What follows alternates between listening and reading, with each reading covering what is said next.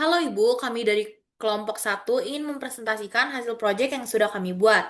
Nah, untuk judul proyek kami adalah analisis visualisasi, tren, dan forecasting pada dataset All Natural Disaster pada tahun 1970 sampai 2021 menggunakan Tableau. Nah, sebelum itu izinkan kami untuk memperkenalkan diri terlebih dahulu. Perkenalkan, saya Zulta David Michela dan di sini ada rekan saya. Saya Alika Zulfa Alaska. Saya Amalia Maheswari Calista. Oke, selanjutnya akan dilanjutkan oleh rekan saya. Next.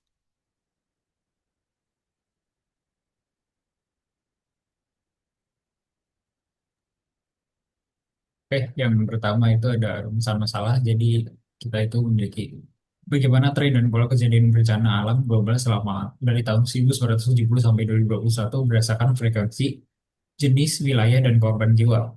Lalu, bagaimana dampak ekonomi bencana global dapat dianalisis untuk mengidentifikasi negara paling rentan secara finansial.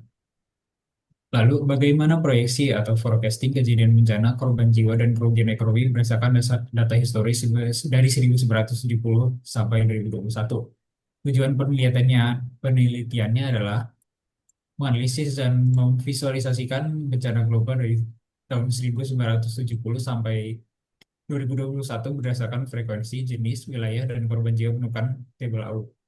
Menganalisis dampak ekonomi bencana global untuk mengidentifikasi negara paling terdampak dan perbandingan kerugian antar tipe bencana. Lalu, membangun model forecasting berbasis data historis untuk memproyeksikan tren bencana, korban jiwa, dan estimasi kerugian ekonomi mendatang. Dataset yang kami gunakan yaitu berjudul All Natural Disaster tahun 1900 sampai 2021 EOSDIS yang diterbitkan pada tahun 2022 di platform Kaggle. Dataset ini berisikan 14.644 data dan 50 variabel, dan tahun yang kami gunakan adalah 1970 sampai 2021. Oke, selanjutnya kami sudah melakukan data preparation yang dimana kami eh, ada 4 tahap, yaitu ada rename, ada hide, ada calculate, dan yang terakhir ada handling null value. Nah, untuk rename sendiri itu kami gunakan untuk eh, melihat bagaimana audiens itu melihat data kolom kita itu lebih baik lagi atau lebih efisiensi untuk digunakan nanti saat visualisasi. Nah, untuk hide-nya sendiri itu adalah proses dataset menjadi lebih terfokus pada atribut yang relevan dengan penelitian kami, sehingga hal ini mempermudah proses analisis dan meningkatkan efisiensi dalam pengolahan data pada tahap selanjutnya. Nah, untuk kolom yang sudah kami hide juga sudah kami tampilkan, contohnya ada di tabel sebelahnya. Nah, untuk kalkulatnya sendiri, itu kami gunakan untuk cleaning data menggunakan calculate field yang digunakan untuk menghasilkan atribut baru yang lebih sesuai dengan kebutuhan analisis. Nah, untuk tahapnya sendiri itu ada null value handling, terus ada average calculation dan juga date calculation. Nah, selanjutnya ada handling null value yang dimana ini tuh eh, kita nilai kosong yang dapat mempengaruhi hasil dari visualisasi tersebut.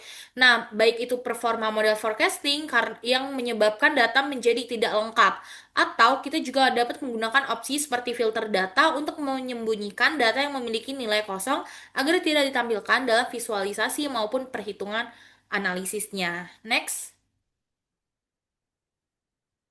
Oke, selanjutnya Global Disaster Analysis Dashboard. Jadi kita sudah membuat dashboard ini yang terdiri dari 5 visualisasi. Jadi dashboard ini tuh akan digunakan untuk menganalisis tren bencana global berdasarkan jumlah kejadian, total kematian, jenis bencana, persebaran wilayah bencana, dan dampak ekonomi dari tahun 1970 hingga tahun 2021. Berikut Lalu di sini, adalah penjelasan visualisasinya dengan lebih detail. Yang pertama, ada trend disaster per year yang digunakan untuk melihat tren jumlah kejadian bencana global setiap tahun. Lalu untuk filter country dan disaster type, ini membantu untuk menganalisis berdasarkan negara dan jenis bencana tertentu. Yang kedua ada total death per year yang digunakan untuk melihat jumlah korban jiwa akibat bencana global setiap tahun, dan filter country dan disaster type membantu analisis berdasarkan negara dan jenis bencana tertentu. Lalu ada disaster type comparison yang digunakan untuk membandingkan jumlah korban jiwa berdasarkan jenis global. Lalu ada global disaster map yang digunakan untuk menunjukkan persebaran jumlah korban jiwa akibat bencana di berbagai negara dunia. Di sini jika warnanya semakin gelap, maka menunjukkan jumlah kematian yang lebih tinggi. Lalu yang terakhir ada ekonomi damage analysis yang digunakan untuk membandingkan rata-rata kerusakan ekonomi akibat bencana pada beberapa negara berdasarkan data global.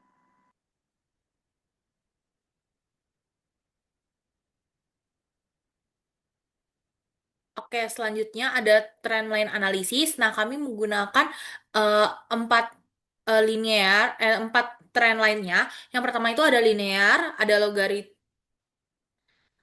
logaritmi, terus ada eksponensial sama polinomial.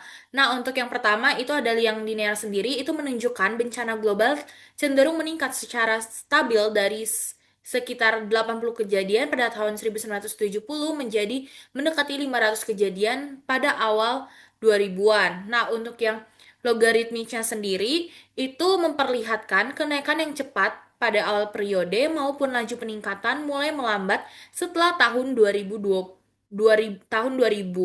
Nah, untuk eksponensialnya sendiri itu menunjukkan pola peningkatan yang semakin tajam seiring waktu, terutama setelah tahun 1990, yang menandakan pertumbuhan ini jumlah bencananya itu yang cukup signifikan.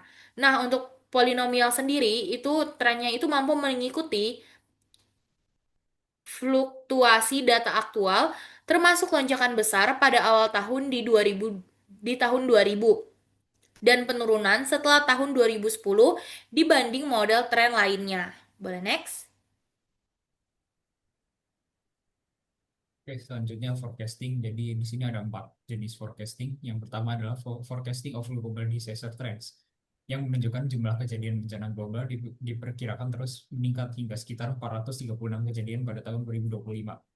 Lalu forecasting disaster death menunjukkan jumlah korban jiwa akibat bencana yang masih bersifat fluktuatif dengan estimasi sekitar 53.000 korban jiwa hingga tahun 2025. Forecasting average disaster damage yang menunjukkan total kerusakan akibat bencana diperkirakan tetap tinggi dengan kisaran sekitar 140 juta hingga 170 juta hingga tahun 2025. Lalu yang terakhir ada forecasting disaster affected population yang menunjukkan jumlah populasi terdampak akibat bencana yang masih berada pada kisaran tinggi, yaitu sekitar 95 sampai 156 juta populasi hingga tahun 2025. Selanjutnya, di sini ada dashboard table calculation yang digunakan untuk menampilkan hasil analisis table calculation pada data bencana global meliputi presentasi total death, running total death, disaster rank, dan moving average berdasarkan jenis bencana. Next.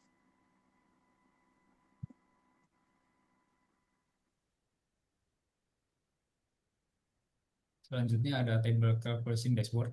Jadi dashboard ini digunakan untuk menampilkan hasil analisis table calculation pada data bencana global yang meliputi presentase total kematian, running total death, disaster rank, dan moving average berdasarkan jenis bencananya.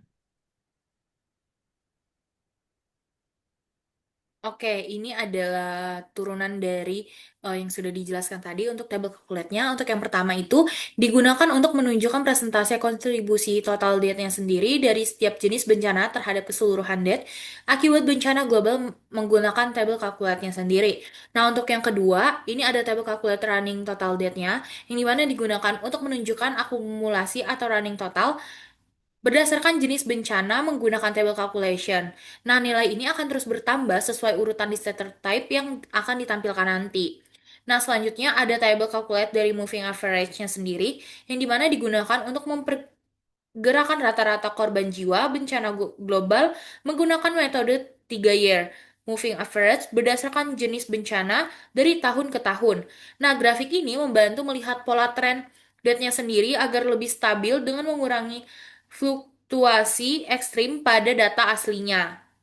Nah, selanjutnya ada table calculate di stator ranknya sendiri, yang dimana hal ini tuh digunakan untuk menunjukkan ranking jenis bencana berdasarkan jumlah datanya menggunakan table calculation rank. Nah, kalau di sini semakin panjang barnya, maka semakin tinggi juga posisi atau ranking disaster type tersebut. Next.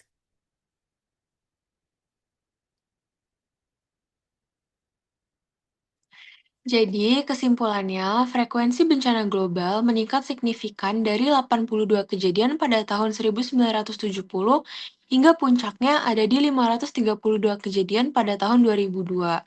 Tren lain menunjukkan pertumbuhan jangka panjang yang konsisten. Lalu, Puerto Rico, Jepang, dan Amerika Serikat menanggung rata-rata kerusakan ekonomi tertinggi. Dampak dari kerusakan ekonomi bencana global tidak merata ini dan memperlebar kesenjangan. Lalu korban jiwa tidak berkolerasi langsung dengan frekuensi, puncaknya ada di 461.000 pada 1983. Setelah 2010, korban jiwa cenderung menurun berkat peningkatan kapasitas mitigasi.